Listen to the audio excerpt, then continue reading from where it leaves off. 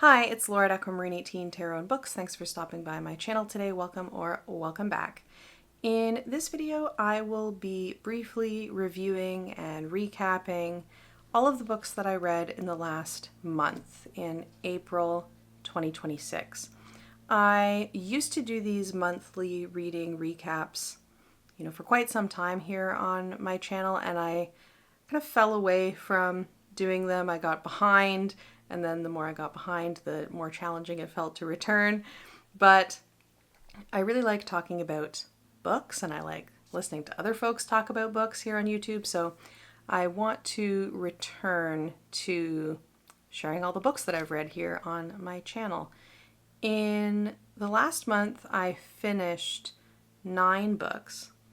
And so I'm going to talk through those 9 books.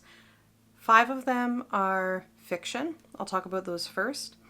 And that leaves, of course, 4 that are nonfiction. I will timestamp in some kind of way in the description box below so you can find the section that you would like. I had a good reading month in April, I will say. I did not have any particular theme or readathons or anything like that going on in April, so I did just kind of read based on interest and mood while trying to catch up a little bit on my NetGalley backlog, which is not huge, I will say. I don't really know, in terms of comparison, like what is a what is a standard backlog that people who review a lot on NetGalley have, but I don't think it's too backlogged right now for me anyway. It feels manageable, but I wanted to, make some progress there. So I do have quite a few very recent releases to talk about. Without further ado, and in no particular order other than sorting the fiction and the nonfiction, this is not necessarily the order I read the books in, but just the order that I wrote them down on a piece of paper that I have taped to my tripod there. The first book that I'll talk about is a book called The Faith of Beasts by James S.A. Corey. Thank you to the authors and to Orbit Books and NetGalley for providing me with this title. This is the second novel in a series called Captives' War. You may be familiar with James S.A. Corey. They are actually 2 authors. They write together under this single pen name. And James S.A. Corey wrote the Expanse series, which of course became the Expanse television show. And I haven't read that series, but I really, really loved watching the series, The Expanse.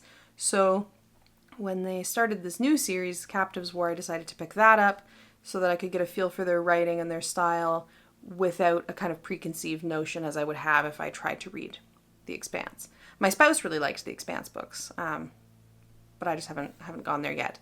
So the Captives' War series is a science fiction series, and it is following a series of characters who have been taken from the kind of Earth planet and transported to a world by a hostile alien force who have, taken over and who are, expanding and taking over, all different kinds of planets. And so these humans find themselves on a planet with a bunch of other species from different worlds that this occupying force has taken over and brought different members of different species back. And they are put under the pressure of effectively trying to prove that humans are useful to this alien force. They are given tasks by their alien captors and, forced to complete them or demonstrate progress on them in order to kind of justify being kept around. They are, in some cases, the people in the novels of this series knew each other before, before this whole interplanetary kidnapping occurred. Some of them are, of course, new to each other. And it's hard to talk about The Faith of Beasts, without just kind of talking about the series, because it is a sequel. This is a series that very much you have to read in order. It follows a group of characters, in a fairly continuous fashion. And of course, the humans are scheming to try to overthrow their captors in some way, or to strike back against them at the very least. And, there are maybe other entities or species who are interested in doing the same thing, but they are communicating across, very dramatic alien difference. They do have some kind of translator technology, but things are complicated. This was really good. I liked The Faith of Beasts better than the first book in this series. I found that the first book was overwhelmingly plot heavy. The character development I felt like wasn't quite there. There was a lot of setup, and I know, based on their previous, maybe they're planning this to be a longer series, so that setup is important, but I really feel like The Faith of Beasts did a good job of moving into the character development more in this series. I feel much more invested in the characters than I did at the end of book one. At the end of book one, I kind of felt like none of the characters really stood out, or, I didn't really have a good feel for many of them, except to the very, very end of that first novel. And so now the second one, being more character focused, I really, really enjoyed. I will definitely keep reading in this series. And if you like kind of very expansive, wide-reaching kind of science fiction with definite political elements in it, this would be a series that would be worth picking up, I would say. The next book I'll talk about is Night of the Mannequins by Stephen Graham Jones, an author that I have read before and have enjoyed. Night of the Mannequins, I believe, is actually an older title of his, but I got a copy through NetGalley. Thank you to Tor for that, as I think there's a new edition being published. So that's why there would be arcs of an older title. The Night of the Mannequins is a novella that follows a teenage narrator or main character who participates in a prank involving a mannequin with some other young friends of his, and this goes horribly wrong and things kind of spiral out of control from there. Stephen Graham Jones is, of course, predominantly a horror author, and this is definitely a horror novella. It is not what I expected. I didn't read too many reviews. I didn't want to inadvertently spoiler myself, because there are quite a lot of reviews out there for this book. This book, I would say, is not my favorite Stephen Graham Jones so far. And some of that, I think, is it's not the book, it's me kind of an issue. I just did not like inhabiting the mind of this particular protagonist, really. I mean, of course, it's not supposed to be comfortable. It is a horror novel, and the narrator's, grip on reality and grip on ethics is I would say deteriorating throughout the book. The book is written in a style that very much feels like a very young kind of internal voice, and one that is really struggling in all kinds of ways. It reads very frantic, and I think that the writing of that voice for this book is something that Stephen Graham Jones did very effectively. I think it works. I think that it is written in a style that reflects the subject matter really effectively. I just didn't love it. And that's I think it's actually just a personal preference thing on this one. I wouldn't say that I don't recommend it necessarily. It is quite graphically violent. as a number of his books are and as a number of horror books are. So that's a thing to be aware of. Do check the content warnings on this one, I would say. I don't read a lot of books with kind of particularly first-person point of view protagonists who are this young. And I think that I'm just not that into it, to be honest. So that is kind of just on me. But I'm glad to have read it. And I will, of course, pick up more Stephen Graham Jones in the future. He has written some of my favorite horror. So, you know, if this one is one that doesn't sound like it's one that you're interested in, but you are a horror reader who hasn't read Stephen Graham Jones, definitely check him out. I read The Misheard World by Aaliyah Whiteley. Thank you to Rebellion Solaris and Nat Galley for providing me with this book. I have read Aaliyah Whiteley, I think, twice before and enjoyed her work, and this one is another good one. The Misheard World is a very strange book. I struggle to say too much about it without totally ruining the premise. I would say to read it without reading any reviews, if you can do so. The book begins in a kind of almost medieval feeling setting with a character who is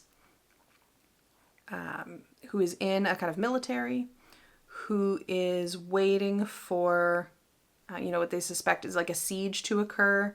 She is in a kind of fort that was originally built as a military school, and they're kind of gearing up, feeling like they're going to have to defend that position against a enemy. And this book goes through a number of twists and turns that you really don't expect, I think, in ways that are really, really interesting. To the point that it almost reads like multiple books, actually. And I say that neutrally. That's not a critique or anything.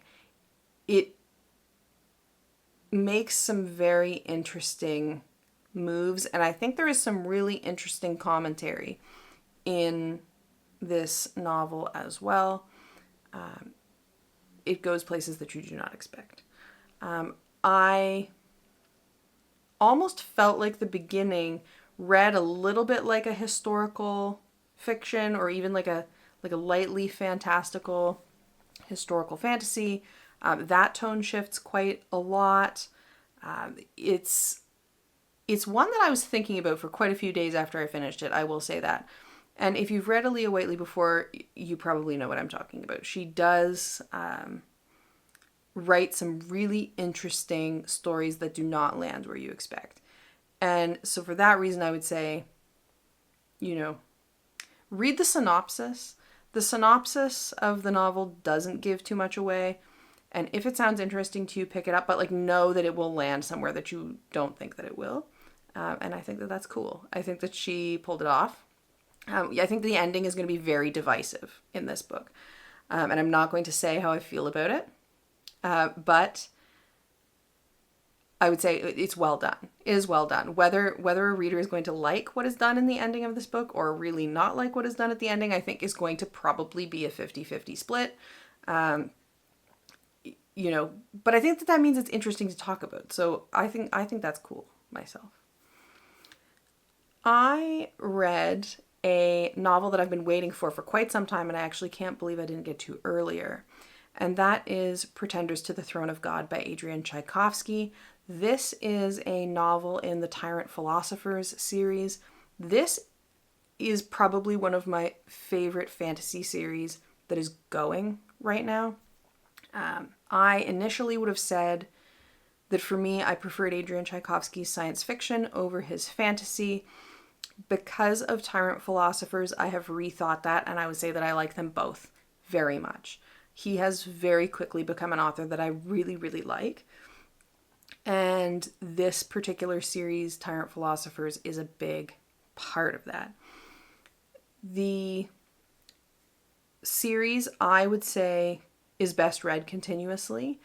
There is a novella in the series that follows one character's kind of backstory a little bit. I do think that novella could probably be read as a standalone, even though it's a prequel actually to one of the novels. Otherwise, I would say that you would benefit from reading the first book in the series first. They're not exactly linear, but there is character overlap that goes from the first book forward. So I would say it is worth starting at the beginning.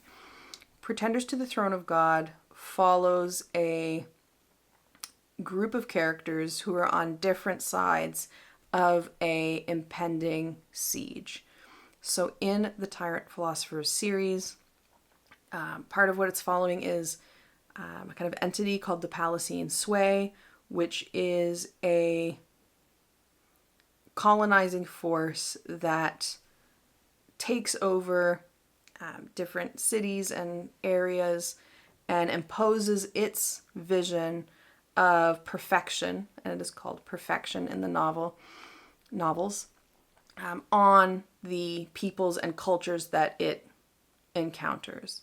So it seeks to stamp out different diverse religious practices. It seeks to exploit the labor of the people that it colonizes. It is quite rigid and authoritarian and very dogmatic. The Palatine Sway is very dogmatic. It is also, of course, internally very inconsistent. And the people that we follow in the different novels who are PAL soldiers or leaders are often very conflicted, are often compromised in various kinds of ways. So while advancing this very particular model of perfection and what ought and ought not be allowed, in many cases they are doing things that are diametrically opposed to those things. And this book is, again, no exception there. What I think he does really well in this book is that you get characters who are on the PAL side outside of this city that is under siege in this book, who are kind of planning the siege and figuring out how to infiltrate the city. And you also have characters who are inside the city. It's a fairly narrow scope of locations inside the city. His books, the scope of the settings really vary in this series. I would say this one is kind of medium. The second book is very narrowly focused in one, like a medic tent. The first book is a whole city, and the whole city feels like a character. This is somewhere in between. It's either sides of a wall, basically, is what you're following. And you follow these characters on different sides who are positioned differently in relation to the city, in relation to the Palatine Sway. Some Palatine defectors are inside the city and now fighting against the force that they initially came there with. And where you find your sympathy as a reader, I think, is quite complicated with this book, because there are a lot of internal struggles that the characters are dealing with, interpersonal struggles that the characters are dealing with, philosophical issues that they're dealing with, and it's very much not a straightforwardly, good character, bad character type of a book, and I think that is to its credit. It is multi-POV, done really, really well. The world building is convincing and thorough and well-rounded, and I think this series is just fantastic. So if you're a fantasy reader and you haven't started reading the Tyrant Philosophers series, I would say you should. I would say do not start with Pretenders of the Throne of God, though. Start with the first novel. This fourth installment, I thought, was one of the best of the series, but it's almost hard to say that because they're all good. They're all really, really good. Love this series. Finally, the last fiction I have to talk about is The Immortal Choir Holds Every Voice by Margaret Killjoy. This is the third and I believe final novella in the Danielle Kane series. I've read these over a number of years at this point, and they follow a group of kind of punk, anarchist folks who are traveling around in a kind of post-apocalyptic feeling landscape with different kinds of monsters and things to contend with. The characters are great in this series, I will say that. I feel like the kind of subcultural world building feels really familiar to me as somebody who, has spent a lot of time in kind of movement spaces and punk music spaces and things like this. I really like how Margaret Killjoy does this. This third installment is interesting because it is a kind of frame story wherein the characters are sitting around a fire, telling stories, particularly stories about friends that they've lost along the way in the first two books. So you could read this on its own, I would say. You could read The Immortal Choir Holds Every Voice without the other books first. I think you wouldn't have as good of a time because you don't have the backstory of the relationships and how those characters were lost that they're talking about. But they go through 3 stories, and they're horror stories. All the while they're, camped out in this forest trying to not get eaten by whatever's making a weird sound in the forest, right? And I really enjoyed this. And I don't want to say it's a cozy read because it isn't. But there's something about these characters that I get that coziness from, even though, this is a horror series, ultimately. Horrifying things do happen. I would recommend this series. I think it's really good. And I think the third one, again, I think this one might be a little bit divisive because it is so different than the other 2. Because there's so little movement in this, The Immortal Choir Holds Every Voice. They're all sitting around telling stories, right? They're not out fighting monsters in this one in the same way, except in the context of the stories that they're telling. I think that it will be very individual in terms of whether readers who love this series will like this installment kind of more, less, or equally to the others. I enjoyed it. Moving on to nonfiction that I finished in April. The first I'll talk about is called In Trees, an Exploration by Robert Moore. Thank you to Simon & Schuster for providing me a copy of this book via NetGalley. This is a book about trees, but also, I would say much more so about human relationships to trees. Robert Moore comes from a journalist background. This is, I want to say, his second book. It's the first book of his that I have read. It is a book that very clearly took a very long time to write. He talks about that in the book. There's a lot of research, a lot of travel involved in this particular book. And he talks to different people. He goes different places around the world, and he looks at different types of human engagement with trees. He talks to people who practice bonsai. He talks to and learns from a professional tree climber, and he gets to go and do some tech work, tree climbing on a series being filmed with David Attenborough. He ends up, especially towards the end of the book, participating in tree sits to stop some environmentally devastating developments happening. He talks to different activists and indigenous leaders and people who are participating in those actions with him. And all the while his own kind of relationship with trees, I would say, shifts and changes along the way. I'm not always really sold on this kind of format of nature writing that is nature writing, but is also kind of autobiographical and, intermingling these different kinds of perspectives in a single book. I think it works here, though. I have read books, I think, that try to do what Robert Moore does in this book that have not done it nearly as effectively. I quite enjoyed this. I'm absolutely going to pick up his other book, which I want to say is called On Trails. I really liked this a lot. I feel like I learned a lot about trees, including trees that I have never seen that don't grow where I live.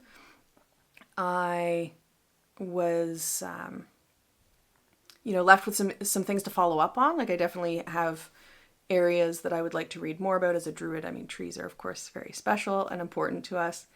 My only gripe with this book is that I wish that there was a bibliography, because he does refer to doing research. He does cite, or he refers to different studies and authors and things like that. But there isn't actual in-text citations or endnotes or bibliography, really. And I know that coming from a scholarly background, that this does tend to look different in a more kind of journalistic context than in a scholarly work. But I would have liked to be able to follow up on the things that he's writing about. Not because I have any doubts about any of the content, but just because, oh, you read this interesting study. Like, I would probably think it's interesting too. Please give me the citation. That is the only thing that I would say, that kept me from giving a 5-star rating to this book. I just wish there was a bibliography. I really, really enjoyed this, though. It was a very pleasant read.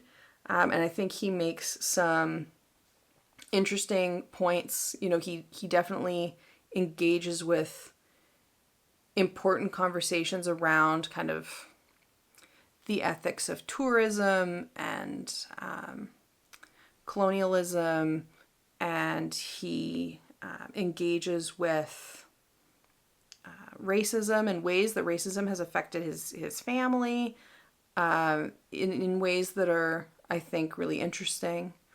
I'm not going to say I agreed with him on every, argument that he made necessarily, but I think that he, in his exploration, in Trees and Exploration, goes some really interesting places. So I would definitely recommend picking up this book, for sure. The second nonfiction I will talk about was A Gift from My Mother. This has been sitting on my shelf for a while. And that is How to Kill a Witch, Patriarchy's Guide to Silencing Women by Zoe Venditozzi and Claire Mitchell. This is a book about witch hunts in Scotland, specifically. And I did not like this book. I did not like this book at all. If I start with what I did like, I would say witch trials in Scotland are not something I knew a lot about. The authors have clearly done a lot of research here. They have incorporated primary sources. They have done some kind of interpretation of primary sources themselves. They have conducted some interesting interviews. It's very clear that a lot of research went into this. And I enjoyed learning about, a piece of history that I didn't know a ton about. What did not work, I would say, is basically everything else. I think that there is basically no analysis in this book. And it's positioned as feminist, but I feel like they almost never use the word gender. I think they use the word gender once, and it might have been in a quote from someone else. They take gender binarism for granted, right? And they talk a lot about women specifically, but they don't talk about gender and the ways in which gender is, produced and policed, through precisely some of the dynamics that they're talking about. There were so many places where they could have incorporated more of an intersectional view, but they didn't. And I found myself very, very frustrated by that. I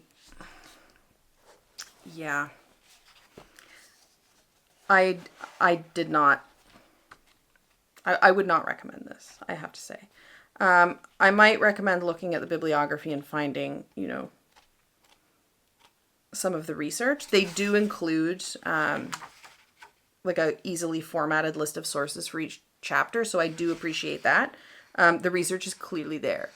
But I would say that the analysis is not. I would say that this is actually completely devoid of feminist analysis, other than calling itself feminist. And I find that disappointing. I will also just mention, because it's mentioned in some of the other reviews that I've seen of this book, there are other reviewers on Goodreads and Storygraph and places like this who review this book, who talk about there being an AI-generated image in the book, and a section of the book talking about an AI, like a generative AI created work. And that doesn't appear in my copy. Like, there are reviews that quote this saying, oh, here's this quote where they're talking about this AI generated so-called art. Art is not AI, fuck that. It just doesn't appear in this copy. I don't know why that is. I don't know if there's just different versions of the book that include different things, but I read this end to end, and the quotes that other reviewers have included about AI generated content do not appear there. So maybe they removed it in later publications. I'm not sure. But, neither me nor my mom would ever buy books that include AI generated components or celebrate generative AI art. So like I said, it's not there in my copy, so I can't say much about it other than that, but tread carefully if you're looking at that book, I would say, for that reason. Okay.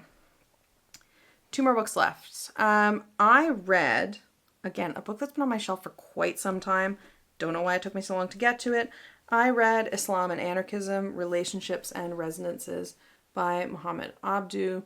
This was very interesting. Very thought-provoking. I do not have any background or very much knowledge of Islam. There are a lot of engagements here with particular kinds of concepts and practices and texts. It's very densely researched, very much a scholarly work. I feel like I learned a ton from this, and I really appreciated it. I really appreciated it for a host of reasons. In the beginning of the book, in the preface, he writes, this is a quote from the first page. Starting from the position that Islam is not a monolithic, unified belief system, but a heterogeneous and pluralistic series of traditions, perspectives, and practices, Islam and Anarchism constructs an anarchistic interpretation of Islam and an Islamic interpretation of anarchism, which I call Anarcha-Islam. It offers a decolonial social justice framework that elides the prevalent Orientalist and fundamentalist tropes of Muslims and Islam and seeks to interweave Indigenous, Black, and people of color's lives and narratives together.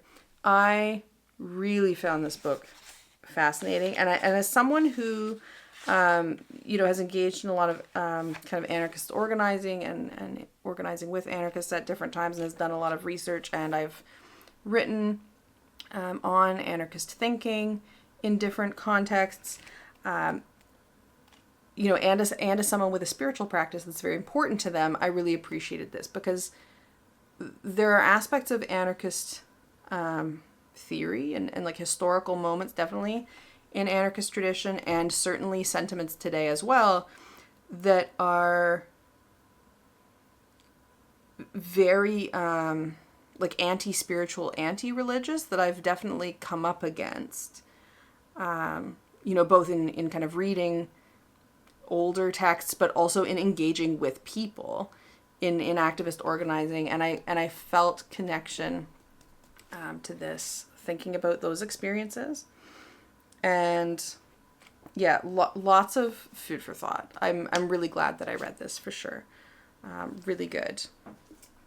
Finally, the last book, which I did not read in its entirety in April, but I did finish in April.